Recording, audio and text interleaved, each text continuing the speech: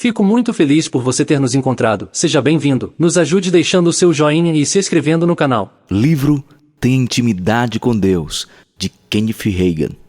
Conhecendo o Pai, une-te, pois, a Deus, e tem paz, e assim te sobrevirá o bem. Jó, capítulo 22, versículo 21. Nosso texto fala de nos familiarizarmos com o Senhor. Gosto mais do versículo na Bíblia ampliada.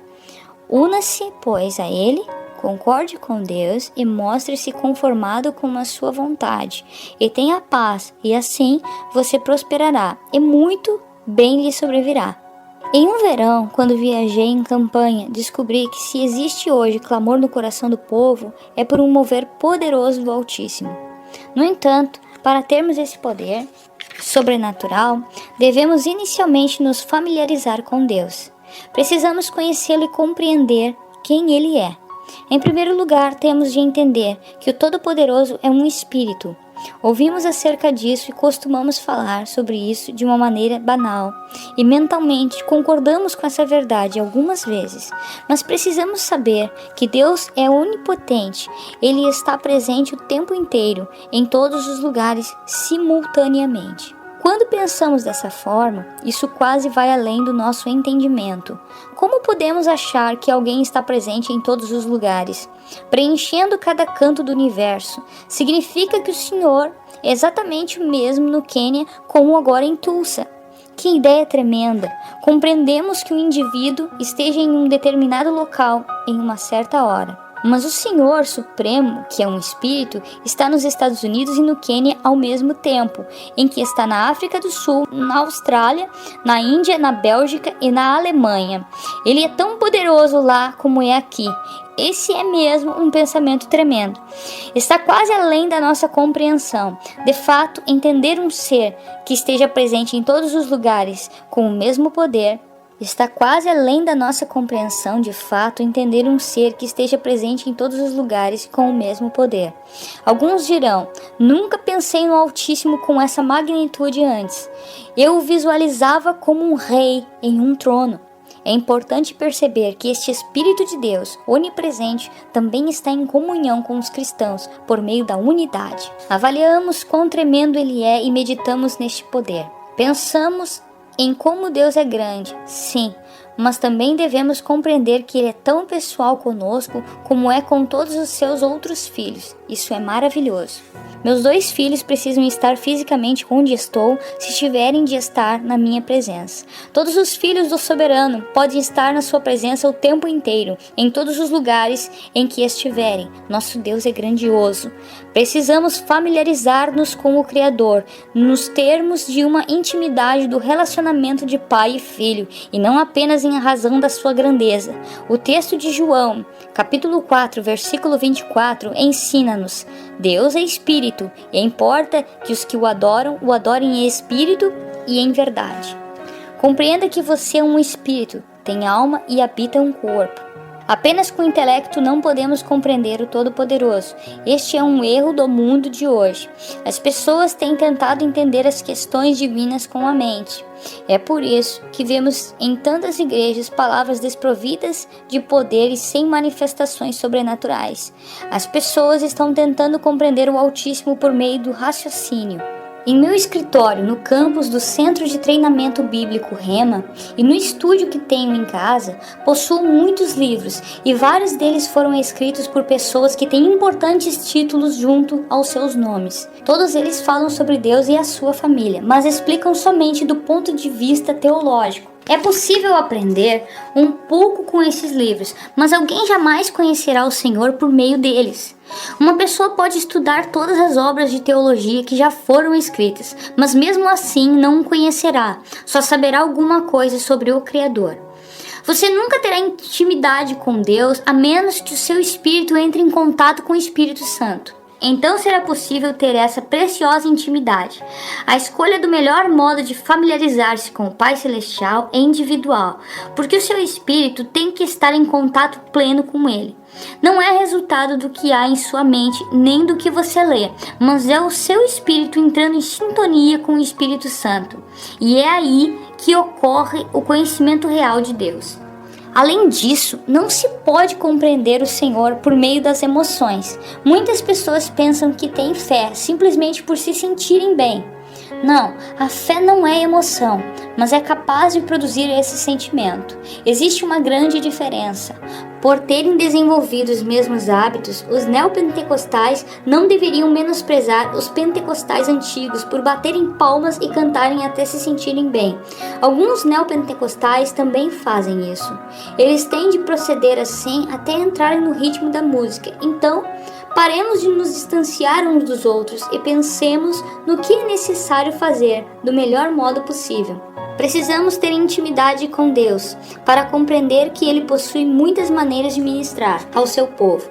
Se nossa adoração for espontânea, será maravilhoso, mas quando não passar de uma emoção forçada, não significará nada além de metal que soa ou sino que tine. Capítulo 2. O sobrenatural versus o espetacular. Quando você estiver intimamente familiarizado com Deus, deixará de buscar o espetacular, porque compreenderá que o sobrenatural é diferente do espetacular. Se alguém saísse milagrosamente de uma cadeira de rodas durante um culto, a notícia iria espalhar-se e não seria possível acolher todas as pessoas no mesmo local na noite seguinte. Os seres humanos, por uma razão ou outra, preferem o espetacular. Eles ficam geralmente voltados ao plano emocional em vez de envolver-se espiritualmente com Deus. Deveríamos ficar entusiasmados com o Senhor e saltaríamos muito alto com o mesmo entusiasmo caso víssemos ou não alguém sair da cadeira de rodas. Conhecer o Pai Eterno e ter o seu Espírito fluindo em você não dependem do número de enfermos que foram curados. Ao ouvirmos algumas pessoas, verificamos que elas precisam sempre ver alguém ser curado ou liberto em um culto, porque elas deixaram de olhar para Deus no sobrenatural e começaram a vê-lo apenas no aspecto espetacular. Se alguém sai do objetivo de adorar ao Criador e de deixar as coisas acontecerem como elas têm de ser, começa a ir à igreja somente para saber quem será abençoado. Nesse caso, a pessoa está deixando-se levar de um plano para o outro e é por isso que ela não vê o Senhor operar na vida dela. Deus não opera apenas porque as pessoas vão à igreja para ver milagres, mas quando os cristãos estão juntos para adorá-lo, em espírito e em verdade, sem se preocuparem com sinais e maravilhas. No momento em que as pessoas começam a ter intimidade com o Onipotente e o adoram em espírito e em verdade, os sinais e as maravilhas acontecem. Quando a igreja moderna conscientizar-se de suas prioridades, verá o espetacular. E a igreja do primeiro século não terá coisa alguma contra nós. Deus quer fazer maravilhas, ou seja, aquilo que afirmou em sua palavra. Mas quando um mover do Senhor tem início, as pessoas deixam de adorá-lo e começam a procurar milagres. Isso impede a ação do Espírito Santo. O único evangelista mencionado na Bíblia é Filipe, no livro de Atos, no Novo Testamento. Depois que Filipe falou de Jesus para as pessoas e ministrou para elas, os apóstolos, mestres e pastores saíram para tomar conta dos seus convertidos, porque as pessoas foram salvas e curadas. As maravilhas começaram a acontecer. Creio que veremos esses mesmos acontecimentos novamente, nestes últimos dias, quando os cristãos tiverem verdadeira intimidade com Deus. Conhecemos hoje os ministérios do pastor, do mestre, do apóstolo e do profeta. No entanto, nos últimos 25 anos temos ouvido muito pouco do ministério do evangelista. Quando o corpo de Cristo começar a se reunir e perceber como é possível ter intimidade com o Pai, o ministério do evangelista terá de novo um lugar de importância, como nunca aconteceu. E aí será possível falar de um grande mover de Deus. Pastores e mestres têm ensinado a palavra, criando um fundamento para os evangelistas aprenderem a ganhar almas. Os primeiros aos quais nos referimos poderão em seguida discipular aqueles que são arrebanhados para o reino por intermédio dos evangelistas. Devemos também entender que o Altíssimo é o Criador, como antigamente Ele é o Eu Sou, e sempre será o mesmo. Está escrito em Malaquias 3, versículo 6a: Eu, o Senhor, não mudo. Se Ele é o Senhor e não muda, então por que nós, seus filhos, ficamos preocupados e aborrecidos com assuntos como a recessão econômica atual. Lembre-se do que o Pai diz: eu, o Senhor, não mudo. Ao estudar o Pentateuco, os primeiros 5 livros da Bíblia, aprendi que há muito tempo Jeová levantou alguns filhos. Na verdade, eles foram os filhos de Abraão, por descendência física. Então, ao estudar Gálatas 3, descobri que você e eu tornamo-nos filhos espirituais de Abraão e de Deus, adotados em sua família. Assim, temos todos os direitos e privilégios que os descendentes de sangue tiveram. Também li nas Escrituras sobre como o Senhor cuidou dos seus filhos. Quando eles não tinham comida alguma, o Pai lhes deu alimento. O soberano cuidou para que não lhes faltasse roupas e tudo mais de que precisavam. O Todo-Poderoso ainda é o mesmo hoje. Ele é o que recomendou a Moisés: diga a Faraó que o Eu Sou o enviou. Diga a Faraó que o Eu Sou o enviou. Não há demônios, nem enfermidade, nem condição econômica que impeçam os filhos do Altíssimo quando eles sabem quem o seu Pai Celestial é. Quando eles são íntimos dele, não há jeito de serem derrotados. São pessoas bem-sucedidas e conquistadoras em Cristo Jesus. Foi o que o apóstolo Paulo afirmou ao escrever sobre a inspiração do Espírito Santo. É o que acontece quando você tem intimidade com Deus e descobre que Ele não é apenas um ser assentado em um trono, em um lugar lá longe no espaço. Capítulo 3. Entendendo a nossa herança. Tantos cristãos falam em ser filhos do Rei, mas só conhecem Jesus, nosso irmão mais velho. Nunca realmente nos familiarizamos com o Rei, o Pai.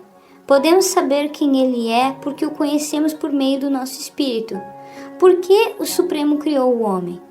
Para existir alguém com quem ter comunhão e para quem dar a sua herança. É o que a Bíblia ensina. O Senhor declarou em Gênesis capítulo 1, versículo 26a: façamos o homem à nossa imagem.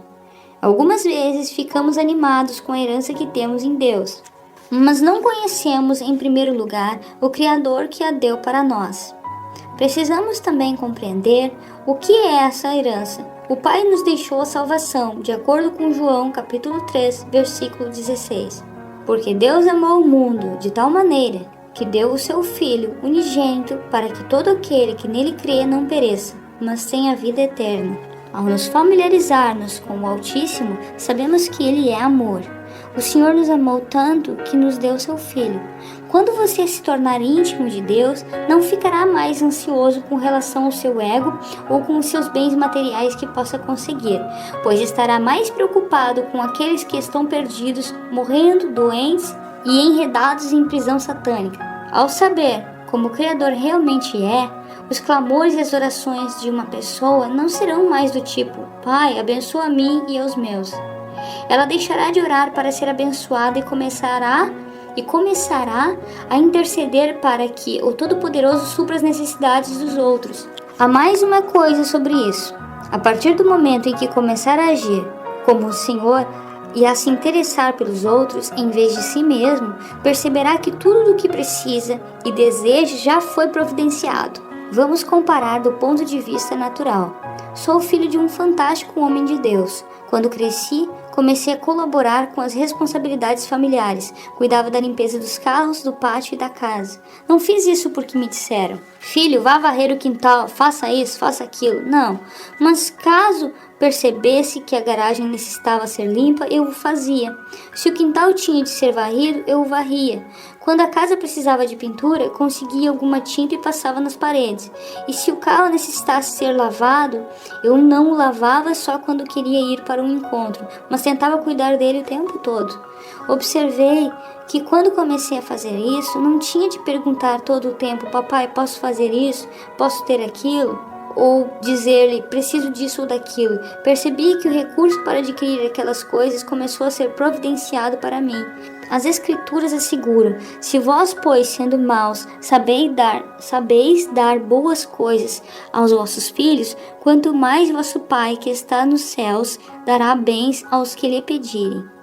Mateus capítulo 7, versículo 11.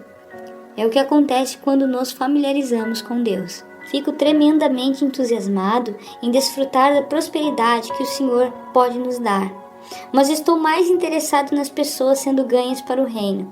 Para mim, isso é mais importante do que qualquer outra coisa.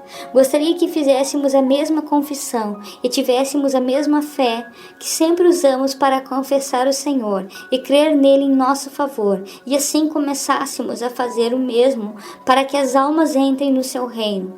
No verão de 1982, quando eu e minha família viajamos, pregando pelos Estados Unidos, vimos mais pessoas salvas em nossas reuniões do que em qualquer outra época.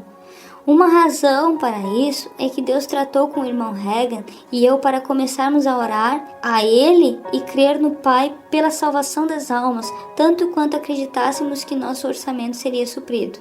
Observe que podemos tomar os mesmos princípios que aprendemos para a fé e usá-los para crer em salvação de almas. E a partir do momento em que alguém adquirir intimidade com o Altíssimo, ficará mais preocupado com os perdidos do que com ele mesmo. Percebo que muitas pessoas não gostam de ouvir alguém pregar assim. Elas se esquecem de que, se buscarmos primeiro o reino de Deus, não teremos de nos preocupar com as outras coisas, pois elas nos serão acrescentadas. Mateus capítulo 6, versículo 33.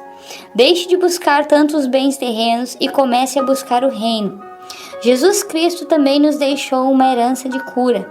Em 1 Pedro, capítulo 2, versículo 24b, diz: pelas suas feridas fostes sarados. Conheci um homem no Texas que declarou: se eu fui, então eu é. Bem, sei que essa linguagem não é gramaticalmente correta, mas quero dizer-lhe que ele se agarrou a essa expressão e foi curado. Os estudiosos podem escrever todos os livros teológicos que quiserem contra a cura, mas aquele indivíduo quis dizer: se a Bíblia assevera que fui curado, então sou curado. Bendito Deus, a palavra revela que meu Pai falou isso. Por isso não me importo com o que mais alguém possa falar. Temos de atingir o ponto em que cremos, como faz uma criança que acredita: se papai falou, está falado. Pessoa alguma jamais convencerá você de coisa diferente. Lembro que, quando era menino, meu pai contou-me uma história. Acreditei nele sem restrições. Sei também que depois de eu contar algo para o meu filho Craig, milhares de pessoas podem lhe dizer o contrário. Mas ele ficará firme e dirá: mas não ligo para o que você diz. Meu pai falou. Quero reforçar a mesma coisa. Creiam no que quiser, ou escrevam o que quiserem. Façam qualquer coisa, mas meu Pai Celestial afirmou que estou curado. Vou crer no que Ele promete. Se qualquer pessoa declarar isso também, seu corpo será curado. O Senhor garante em sua palavra que nos poderá dar todos os desejos do nosso coração. Salmo 37, versículo 4. Quando possuirmos estreita ligação com o Altíssimo, teremos a certeza de ter todas as nossas carências supridas. O meu Deus, segundo as suas riquezas, suprirá todas as vossas necessidades em glória por Cristo Jesus. Filipenses capítulo 4, versículo 19. Em Marcos capítulo 11, versículo 23 e 24. Porque em verdade vos digo, qualquer que disser a este monte, ergue-te e lança-te no mar, e não duvidar em seu coração, mas crer que se fará aquilo que diz, tudo o que disser lhe será feito. Por isso vos digo, que tudo o que pedirdes orando, crede que o recebereis, e tê-lo-eis. De fato, essas promessas são a nossa herança. Capítulo 4. Concordando com Deus. Uma vez que você tem intimidade com o Todo-Poderoso e o conhece, será preciso concordar com Ele. É o que o nosso texto bíblico inicial disse: une-te, pois, a Deus, concorde com o Pai. Muitas pessoas nem mesmo aceitam o que a Bíblia nos revela. Quando tomam conhecimento do que a palavra diz, respondem sim, mas... Para se familiarizar com alguém é necessário ouvi-lo. Se quiser tornar-se íntimo do Senhor, ouça as suas palavras, que estão contidas nas Sagradas Escrituras. Quando duas pessoas estão ainda se familiarizando, podem sentar-se e dizer: meu nome é Ken e meu nome é John, e depois apenas ficarem olhando uma para a outra durante 3 horas? Como Ken conhecerá mais sobre John ao ir embora? E o que John vai saber sobre Ken? Bem, os dois saberão somente o nome de cada um. não ficarão inteirados do que possam ter em comum. Mas se ambos conversassem durante cerca de 3 horas, por exemplo, teriam mais conhecimento mútuo. Para sermos íntimos do Supremo, temos de ler a sua palavra, separar um lugar para orar e desenvolver uma conversa com ele, mas não o tempo inteiro. Em alguns momentos, teremos de ficar quietos e deixá-lo falar. Certa ocasião, um homem foi até mim e desabafou: nunca escuto Deus falar comigo. Perguntei: bem, você alguma vez fala com o Senhor? Ele respondeu em seguida: converso com ele continuamente o tempo todo. Expliquei-lhe: esse é o problema. Você nunca fica de boca fechada o suficiente para ouvir. Tenha intimidade com o soberano, conheça-o pela sua palavra e converse com ele. E uma vez que o fizer, terá de concordar com o Criador. Isso nos lembra as palavras de Jesus: se 2 de vós concordarem na terra acerca de qualquer coisa que pedirem, isso lhes será feito por meu Pai que está nos céus. Mateus 18, versículo 19. O que poderá acontecer? Então, qualquer coisa. Quando uma pessoa e o Altíssimo entram em acordo com a palavra, o céu e a terra poderão mover-se. Temos a seguinte promessa no livro de Mateus: o céu e a terra passarão, mas as minhas palavras não hão de passar. Mateus, capítulo 24, versículo 35. Seja íntimo de Deus e da sua palavra. Há uma canção que entoamos algumas vezes, a qual diz: em pé não posso ser derrotado. Não me importo quantas ondas do mar da vida explodem em meu rosto, nem mesmo quantas vezes o diabo alcança-me e esbofeteia-me. Não posso ser derrotado, porque concordei com a palavra de Deus, e ela declara que estou curado, salvo, abençoado e liberto. Sou um conquistador em Cristo Jesus. A pessoa que está íntima do Senhor mantém-se firme em seu território, quando tudo ao redor parece ruir. Na Bíblia Ampliada, esse texto de Jó, capítulo 22, versículo 21, diz: mostre-se conformado com a sua vontade. Isso significa que temos de seguir aquilo que o Criador orienta-nos. Se o Pai Eterno falou, segure o próprio pescoço e diga: venha cá, menino, alinhe-se com Deus. Bom, você pode achar que essa é uma ilustração engraçada, mas às vezes seria bom fazer isso, porque este velho corpo físico está ainda entrando em contato o tempo todo com este mundo e prefere qualquer outra coisa em vez de ter um tempo de qualidade com o Senhor. Por isso, é preciso segurar a velha criatura e dizer-lhe: venha cá, menino. É isso que o Todo-Poderoso falou. Agora venha para este lado da cerca e fique aqui, alinhe-se com ele. Capítulo 5. Esteja em paz. Se você errar e pecar, peça perdão. A passagem da primeira epístola de João, capítulo 1, versículo 9, garante-nos: se confessarmos os nossos pecados, ele é fiel e justo para nos perdoar os pecados e nos purificar de toda injustiça. Ó, que Pai Celestial amoroso, venha e familiarize-se com ele. Então, depois de concordar com ele e estar conformado com a sua vontade, fique em paz. Este é um ponto importante. Esteja em paz. Você tem de esforçar-se por estar em paz. Deus não fará isso em seu lugar. Faça tudo para sentir-se tranquilo. O que quer dizer estar em paz? Significa não pensar na situação do sistema financeiro, por exemplo. Não pense a respeito das más notícias publicadas em revistas e jornais. Esteja em paz. Um pregador perguntou-me: você vai viajar novamente neste verão? Respondi-lhe: sim. Ele continuou: vejo que você tem um ônibus 18 rodas, escrito ao lado: Ministérios Kenneth Hagin. Confirmei: sim, senhor. O pregador prosseguiu: aquele grupo de louvor está indo em uma direção e você vai para outra. Eles vão gastar muito combustível naquele ônibus. Sim, senhor, repeti. Vejo que, além disso, há uma van que a equipe da cruzada usará para viajar atrás daquele 18 rodas, ele insistiu. Admiti mais uma vez que o pregador estava certo e ele acrescentou: além disso, acho que o restante do grupo terá de voar ida e volta de Tulsa para estar nas reuniões. Afirmei outra vez: é verdade, está certo. O pregador opinou ainda: como esperam fazer isso nessa época difícil? Não sabe que todos os ministérios de evangelismo estão com problemas financeiros e por isso não temos dinheiro para essa campanha? Tivemos de cancelar nossas programações. Mudamos tudo em nosso ministério, porque o dinheiro está curto. Concluí de uma vez por todas. Vou dizer-lhe uma coisa, irmão. Deus é a minha fonte, e Ele ainda é o mesmo que sempre foi. O Senhor jamais muda. Vou fazer apenas o que o soberano ordenou. Isso é estar em paz, e não ouvir aqueles que dizem: você não pode fazer aquilo, irmão. Isso nunca foi feito nessa igreja. Jamais alguém tentou realizar uma programação como essa. Vou estar em paz e cumprir o que o Pai Celestial me disse para fazer. Muitas vezes disseram para Fred Price que ele não poderia realizar o que tem feito no Centro Cristão Crenshaw, em Inglewood, Califórnia, hoje com 12 mil membros. Quando o Dr. Roy Hicks, do Evangelho Quadrangular, foi supervisor do Distrito de Oregon, Washington, Idaho, Montana e Wyoming, muitas pessoas o preveniram: você não pode fazer muito nessas igrejinhas, terá de concentrar seus esforços nas grandes cidades. Ele não os ouviu.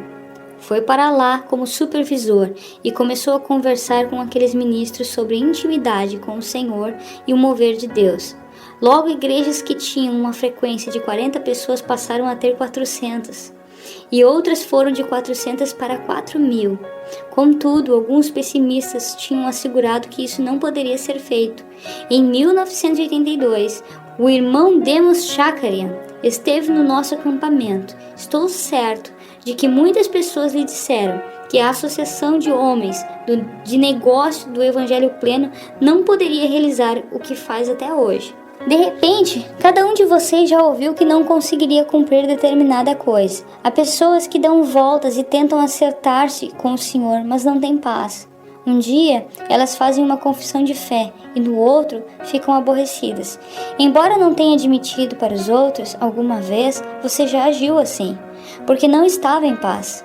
E ainda pergunta a si mesmo por que não é próspero. Lembra-se do que dizia nosso texto inicial? Una-se a Ele, concorde com Deus e mostre-se conformado com a sua vontade. E tenha paz, e assim prosperará, e grande bem lhe sobrevirá. Livro de Jó, capítulo 22, versículo 21. O cristão prosperará e grande bem lhe sobrevirá. Como? Tornando-se íntimo do Criador, descobrindo quem Ele é, aprendendo sobre toda a herança que nos deu e estando de acordo com a sua vontade. Ao estar em paz, Ele não permitirá que as palavras de alguém o incomode. Por conhecer a palavra de Deus, manterá um sorriso, louvando o Pai, e marchará em frente por Jesus. A decisão fica por conta de cada pessoa sobre quanto da herança poderá desfrutar. Alguém pode dizer-lhe: você é um deles, está certo, apenas siga em frente, ande em espírito e na autoridade do nome de Jesus. Aproveite o poder do Pai Celestial, note seu fluir sobrenatural a cada dia e passo a passo. A escuridão da noite irá tornar-se brilho do dia, e a luz sobrenatural do meu poder irá levantar-se sobre a sua vida e irá arremessá-lo para as boas e grandes coisas que lhe pertencem, porque eu já as entreguei em suas mãos, diz o Senhor. É isso que o Espírito dizia dentro de mim. Decidi que era bom para você, então eu simplesmente escrevi. Eu não estava profetizando. O Altíssimo deu-me esta mensagem quando eu estava na igreja, em uma manhã de domingo, 2 semanas antes do acampamento de 1982. Foi a primeira vez que ia à minha igreja em Tulsa durante todo o verão, porque tinha estado fora pregando. Nós tínhamos um preletor muito bom naquela manhã. Ele fez uma declaração: tenha intimidade com Deus. E não sei nada mais do restante do sermão, porque o Espírito Santo começou a falar-me. Então escrevi algo e ele determinou: este é o seu sermão de abertura para o acampamento. No acampamento, enquanto ouvia meu pai dizer como o Espírito lhe falara, a palavra-chave do acampamento é sobrenatural. O Senhor mostrou-me, é isso, a chave para o sobrenatural é tornar-se íntimo de Deus. É fácil, não há qualquer dificuldade nisso, simplesmente tenha intimidade com o Senhor. Primeiro, você deverá familiarizar-se com Ele por meio da salvação. Não será preciso mais coisa alguma, nem desistir de algo para ser salvo. Vá até Ele como está. Outros podem estar sintonizados com o Senhor por meio da salvação, mas não pelo preenchimento do Espírito Santo. Torne-se íntimo do Pai Celestial. Ele será real e ministrará em sua vida, e você não ficará desapontado. Os outros podem estar sintonizados com o Senhor por meio da salvação, mas não pelo preenchimento do Espírito Santo. Torne-se íntimo do Pai Celestial. Ele será real e ministrará em sua vida, e você não ficará desapontado. A oração do pecador para receber Jesus como Salvador. Querido Pai Celestial, venho a Ti em nome de Jesus. Tua palavra diz: o que vem a mim, de maneira nenhuma o lançarei fora. João, capítulo 6, versículo 37b. Então sei que Tu não me lançarás fora, mas irás acolher-me, e agradeço por isso. Tu disseste em Tua palavra, a saber, se com a tua boca confessares ao Senhor Jesus e em teu coração creres que Deus o ressuscitou dos mortos, serás salvo. Porque todo aquele que invocar o nome do Senhor será salvo. Romanos 10, versículo 9 e 13. Creio em meu coração que Jesus Cristo é o Filho de Deus e que Ele ressuscitou dos mortos para a minha justificação. Invoco o teu nome, o nome de Jesus. Por isso sei, Pai, que tu irás salvar-me agora. A tua palavra diz: visto que com o coração se crê para a justiça e com a boca se faz confissão para a salvação. Romanos capítulo 10, versículo 10. Realmente creio com o meu coração e confesso Jesus agora como meu Senhor. Por isso sou salvo. Obrigado, Pai.